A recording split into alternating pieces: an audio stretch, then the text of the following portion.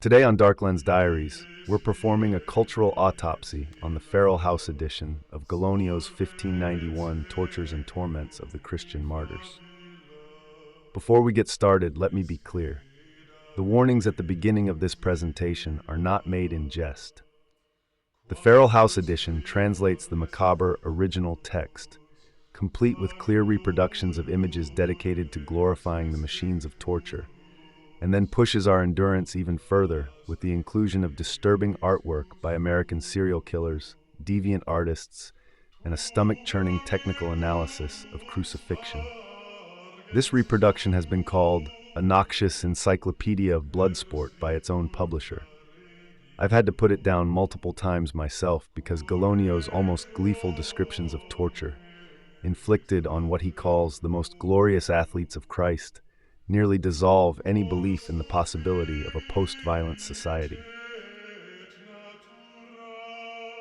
After all, only 400 years of continuous violence separate the publication of these two editions.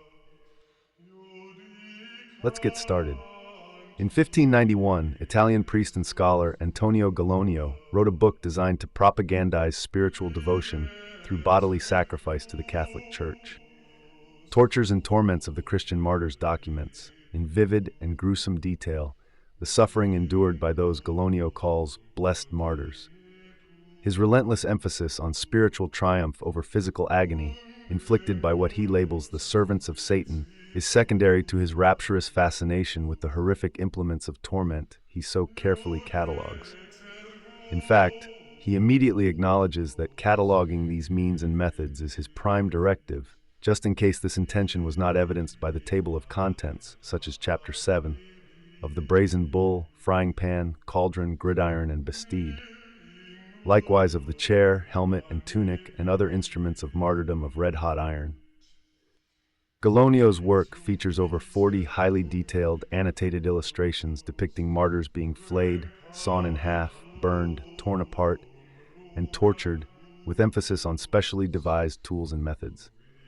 The style of these illustrations and Gallonio's text makes clear these punishments were carried out slowly, with devices of wretched design to damage bone and tissue, leaving death as a secondary effect.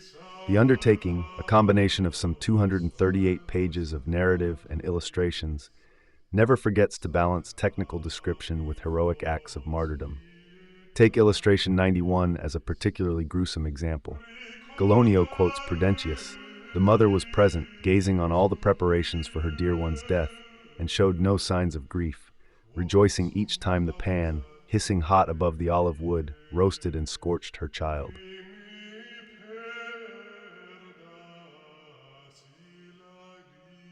Historically, this grim chronicle emerged during a time when the Catholic Church emphasized the sanctity of martyrdom and the legitimacy of Catholic suffering against outside challenges. Gallonio, and the machinery of the Church behind him, understood their role in a larger cultural moment where depictions of suffering served as religious propaganda, devotional fuel, and coerced moral instruction. One can only be reminded that the Spanish Inquisition at the time of writing was merely 100 years old and carried on for another 300. Fast forward to 1986. Adam Parfrey, an American writer and journalist, founded publishing houses that, as Vice once put it, were the predecessors to 4chan and Reddit. His American audience was fueled by the anti-establishment pulse that charged the veins of bands like Nine Inch Nails and Rage Against the Machine. In many ways, Parfrey's was not unlike Gallonio. He, too, wanted to hold the reader's face to the frying pan, but not to purify the spirit through the destruction of flesh. Instead, he sought to ignite the survival instinct against the phantoms and myths that haunt the minds of weaker souls. Feral House's 1986 edition translated and republished Gallonio's dark work, pairing woodcut illustrations of iron hooks, racks, and burning coals with artwork by men who inflicted suffering for entirely different reasons. American serial killers Richard Ramirez and John Wayne Gacy. Other artists, though not known to be criminally insane, contributed pieces that induce as much queasiness as the martyrdom images themselves. The book actually concludes with an appendix, a stomach-churning forensic analysis of the physical torture of the Son of Man. Why did Adam Parfrey include notorious artwork to conclude the Feral House edition of Tortures and Torments of the Christian Martyrs? Parfrey understood that violence, suffering, and spectacle attract human attention, whether in religious martyr narratives, tabloid headlines, or serial killer lore. By pairing papally endorsed images of torture with contemporary deviant art, he forced readers to see two sides of the same coin. 1. There is a continuity of violence across eras. 2. Only perspective separates an executioner in the public square from a killer in a basement. 3. Pain and death become gruesome public spectacles, regardless of context. 4. And perhaps most shockingly, and most difficult to face, martyrdom and murder share a visual language in how society consumes their stories and folklore. If we view Gallonio's images only through the lens of holy victimhood, we fail to see that those wielding the saws, hammers, and torches are the same killers in this story. Is the implausible, peaceful submission of Gallonio's martyrs the only thing that separates them from our crime scenes? This critical exploration, so far, has ignored the gorilla in the room. From the courts of Herod and Pilate to the scoundrels behind an airport-sized torture chamber in the Florida Everglades, violence will always be the tip of the political spear. Is there any doubt that the tortures and torments serve the same purpose? Likewise, by including deviant art, Parfrey seems to be goading us into acknowledging that it doesn't take much imagination to see the bodies of young men exhumed from a crawl space as an unintended cudgel for political control. There is more to be said about these topics, but that is all from DarkLens Diaries. This is not a book that one reads while overstaying her welcome at a coffee shop.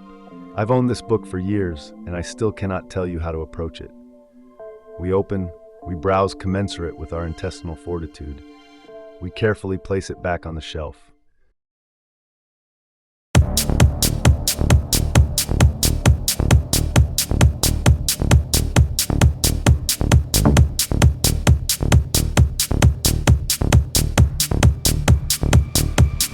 Showing you the name of fuck you, I won't do what you tell me. Fuck you, I won't do what you tell me. Fuck you, I won't do what you tell me. Fuck you, I won't do what you tell me. Fuck you, I won't do what you tell me. Fuck you, I won't do what you tell me. Fuck you, I won't do what you tell me. Fuck you, I won't do what you tell me.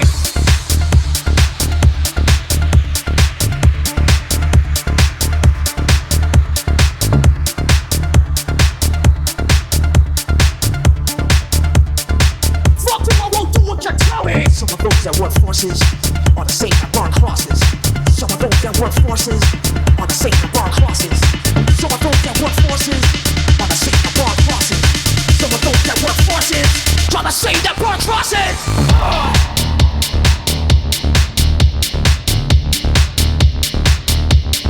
Killing in the name of